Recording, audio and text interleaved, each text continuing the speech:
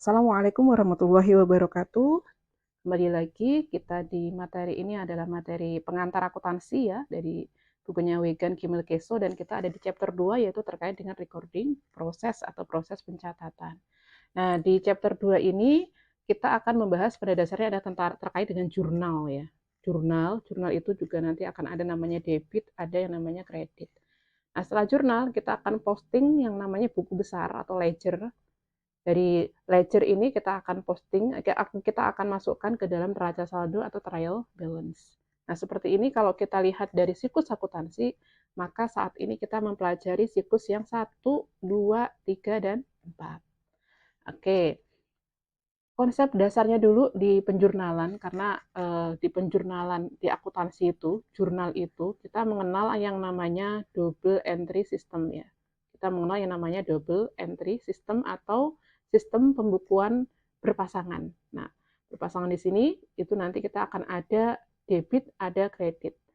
Nah, mungkin di sini ada yang berpikir bahwa debit itu masuk, kredit itu keluar. Nah, konsepnya itu bukan seperti itu ya pada dasarnya. Dia hanyalah letak, pada dasarnya letak saja bahwa debit itu letaknya di kiri, kredit letaknya di kanan. Nah, kita lihat di persamaan dasar akuntansi yang pernah kita pelajari sebelumnya, aset itu kan di sebelah kiri ya. Tadi debit di sebelah kiri, maka letak debit itu akan kita taruh sini ya. Oke. Nah, sekarang liabilitas sama ekuitas. Itu kan di sebelah kanan. Tadi dibilang bahwa kredit itu rumahnya di sebelah kanan. Nah, maka seperti ini. Artinya, normalnya rumah aset itu ada di debit. Normalnya rumahnya liabilitas itu ada di kredit. Normalnya rumahnya modal itu ada di kredit. Sehingga nih ya, kalau aset itu bertambah, maka dia akan kita jurnal debit. Kalau aset itu berkurang, maka akan kita jurnal kredit. Ya, misalnya nih kas bertambah, maka kasnya akan kita jurnal di debit. Kalau kita bayar, kasnya berkurang, maka kasnya akan kita kredit. Contohnya seperti itu. Kita lihat kewajiban sekarang, atau liabilitas. Liabilitas, kalau bertambah, di mana dia? Di kredit. CR, kredit ya. Karena rumahnya dia di kredit. Kalau dia berkurang, maka kita debitkan. Nah, demikian juga modal. Modal itu rumahnya kan di kredit nih. Kalau bertambah, modal itu akan kita kreditkan. Kalau berkurang, maka kita akan debitkan. Nah, saya ngomongnya nggak kebalik-balik, ta. Oke, kita lihat lagi nih. Pertemuan sebelumnya kita membahas unsur dari ekuitas atau modal itu kan ada namanya investasi ya. Investasi itu bisa berupa saham juga ya. Nah, kemudian ada dividen atau kalau perusahaan pribadi ya kita bilang prive, pengambilan pribadi. Kemudian kita lihat ada apa lagi? Revenue. Revenue itu adalah pendapatan, dan ada expenses. Nah, itu adalah apa namanya? Unsur-unsur dari permodalan. Kita tahu bahwa investasi itu menambah modal. Sehingga jurnalnya di mana tuh investasi? Nah, tadi lihat modal itu kalau bertambah di mana? Di kredit. Berarti investasi itu jurnalnya di kredit. Dividen, dia mengurangi modal. Lihat lagi, kalau modal itu berkurang, maka di mana dia jurnalnya? Di debit. Maka dividen itu jurnalnya di debit. Revenue, revenue menambah modal. Kalau menambah modal, berarti jurnalnya di mana tadi nih? Di kredit. Terakhir, expense atau beban, biaya ya. Nah, di mana dia mengurangi modal nih? Di mana dia akan di jurnal? Kalau mengurangi modal, berarti di debit. Oke, seperti itu konsepnya kalau kita lihat di persamaan dasar akuntansi.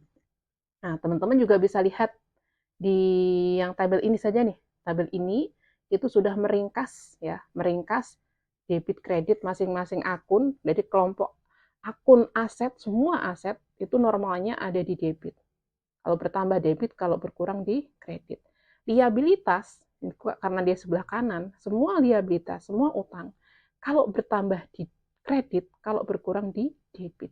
Nah, kalau kita lihat ekuitas itu macam-macam tadi kan, ada modal saham, ada kalau di perusahaan PT kan ada namanya laba ditahan atau saldo laba, ada dividen, ada revenue, ada expense. Nah, ini debit kreditnya sesuai apakah dia menambah modal atau mengurangi modal. Oke. Nah, di sini kalau dibilang balance ya, kalau misalnya pernah mendengar kata balance, nah debit sama kreditnya itu harus balance itu nanti kalau kita lihat di laporan misalnya neraca saldo, neraca itu laporan posisi keuangan ya. Nah, itu harus balance atau harus sama. Nanti kalau kita jurnal juga sama aja, harus balance, harus sama antara debit sama kredit ketika kita melakukan jurnal. Biasanya kalau kita menggunakan sistem terkomputerisasi, kalau kita masukkan jurnal, kemudian debit kreditnya itu angkanya nggak sama, dia itu nggak akan bisa di-enter gitu ya, nggak bisa dimasukkan, nggak bisa di-entry. Nah, ini contohnya, nanti kita mungkin di video selanjutnya akan membahas terkait dengan contoh soal yang full ya, tapi ini kita contoh yang di sini dulu, di jurnal, karena tadi saya bilang berpasangan, ada debit, ada kredit, dan harus sama, harus balance. Misal, pada tanggal 1 September, pemegang saham menginvestasikan uang sebesar 15.000 euro untuk membeli atau untuk ditukarkan dengan modal saham atau saham biasa. Nah, kemudian ada transaksi lagi nih, transaksi yang pertama ya. Transaksi yang kedua adalah Softbyte. Softbyte itu adalah nama perusahaannya, membeli komputer, equipment ya, berarti masuknya, dengan kas tunai sebesar 7.000. Transaksi yang pertama kita analisis dulu, bahwa ketika pemegang saham itu menginvestasikan dananya sebesar 15.000, berarti perusahaan menerima kas. Kalau kas bertambah, maka tadi di mana? Kalau kas bertambah di debit. Maka kita masukkan, kita jurnal kas itu di debit. Selanjutnya, kas itu berasal dari investasi pemilik yang dia membeli modal saham. Maka yang dikredit itu adalah modal, atau dalam hal ini kita bisa jurnal namanya share capital ordinary, itu adalah modal saham. Ya, berapa? 15.000. Di mana? Di kredit. Modal kalau bertambah di kredit. Maka di sini bisa dilihat antara debit sama kredit balance. Sama ya. Nah, yang kedua itu adalah membeli komputer atau equipment secara tunai. Nah, berarti kita membayar dengan kas. Kasnya berkurang. Kalau kasnya berkurang, maka nanti di kredit. Lalu debitnya apa? Equipment. Kenapa? Karena kita beli equipment, equipmentnya bertambah. Equipment itu bagian dari aset. Kalau asetnya bertambah, equipment bertambah, maka di sebelah debit. Sehingga debitnya adalah equipment 7.000, kreditnya adalah kas sebesar 7.000. Balance juga. Nah, ternyata jurnal itu tidak harus misalnya pasangannya tuh tadi dua akun, tapi bisa jadi 3 akun. Contohnya nih, pada tanggal 1 Juli ada Sai Company membeli truk dengan harga 420.000 dolar. Kemudian dia bayar dengan kas 240.000 dan sisanya yaitu sebesar 180.000 on account. On account itu maksudnya dia masih ngutang.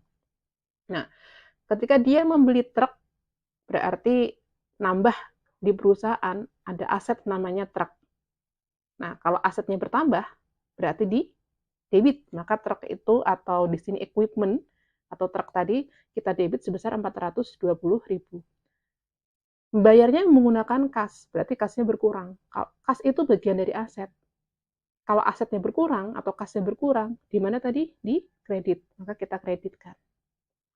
Selanjutnya, utang. Nah, kalau kita misalnya berhutang, hutang kita nambah. Kalau hutang nambah, di mana? Kalau hutang nambah, berarti di kredit. Maka kredit lagi sebesar 180.000. Balance kan? Sama kan ya? Antara debit dan kredit.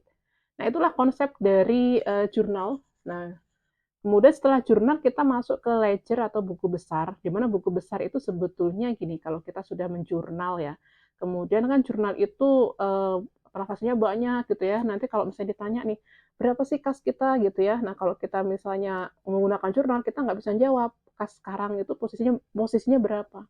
Nah, makanya kita akan ringkas atau posting ke dalam ledger atau buku besar, nanti kita punya banyak buku besar, sesuai dengan akun yang ada di perusahaan, kas, supplies dan lain sebagainya gitu.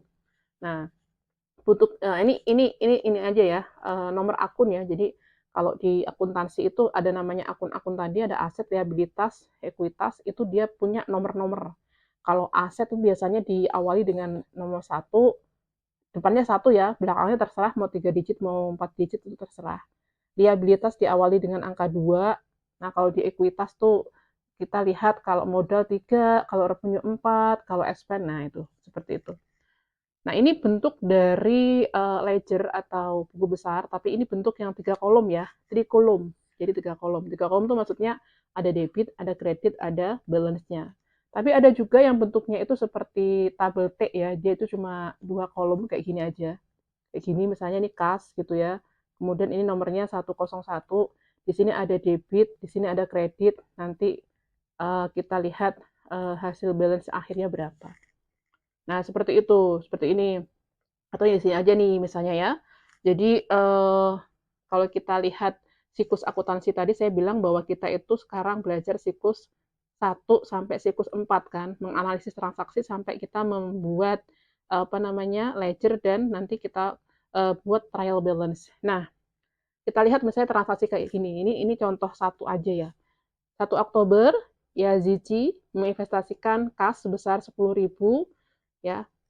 Ya, berarti investasi ya ke perusahaan advertising atau perusahaan iklan. Nah, ketika dia menginvestasikan, berarti kan asetnya itu berupa kas bertambah, equity-nya berapa modal, modal saham bertambah. Kan gitu kalau kita menganalisis ya, menganalisis menggunakan tabular analisis. Kemudian kita debit kredit kan atau kita lakukan jurnal. Kalau kas itu dia bertambah, ya maka akan kita jurnal di sebelah debit. Nah, modal bertambah, maka akan kita jurnal di sebelah kredit. Nah, selanjutnya dari jurnal kita lanjutkan membuat apa? Ledger. Kita posting namanya. Kita posting, kita masukkan ke dalam ledger. Nah, ini kalau misalnya dari satu jurnal ini saja berarti kita punya akun kas dan kita punya akun saldo sorry, modal saham. Jadi kas, kemudian ada saldo modal saham. Nomornya ini sesuai dengan nomor apa namanya chart of account. Nah, kemudian kita masukkan kas. Tadi itu kasnya di mana? Di sebelah debit. Kita masukkan 1 Oktober ada penambahan kas di debit. Nah, modal saham pada tanggal 1 Oktober, di mana dia letaknya? Ada di sebelah kredit. Ya. Jadi kita masukkan saja ke dalam T-account-nya. Setelah kita masukkan di T-account masing-masing, ini ada contoh-contoh soal. Teman-teman kalau sudah mendapatkan PPT-nya bisa dibaca lebih rinci lagi terkait dengan contohnya.